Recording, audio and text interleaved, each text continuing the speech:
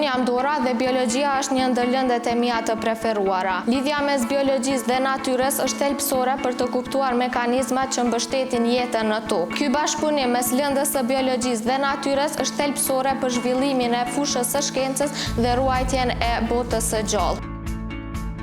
Arsimtarja e biologjisë na ndihmon që ne të lidhim teorinë me punën praktike dhe jetën reale duke na bërë neve mendimtar kritik. Ne gjatë punës praktike në kabinetin e biologjisë kryejmë eksperimente të ndryshme ku disa prej tyre janë vrojtimi i qelizës bimore tek qepa, vrojtimi i gojzave të gjethet e bimët e gjelbërta, vrojtimi i mykut tek buka apo limoni e tjerë. Së pari do të vrojtojmë qelizën bimore tek qepa ku marrim cipën e hollë të qepës së kuqe dhe e vendosim në gjamin në gjamin e objektit.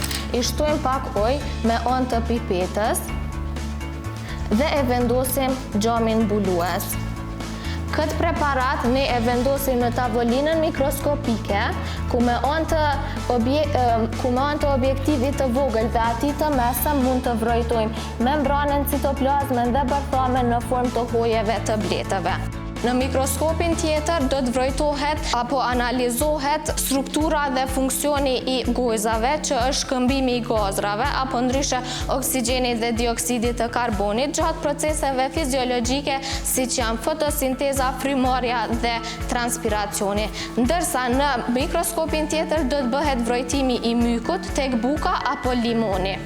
Në anën tjetër kemi përcaktimin e grupit të gjakut të njereut me anë të 4 serumave, anti-A, serumi i parë, serumi i dytë është anti-B, serumi i tretë anti-AB, ndërsa e katërta është përcaktimi i RH ose ndryshe a është pozitiv apo negativ.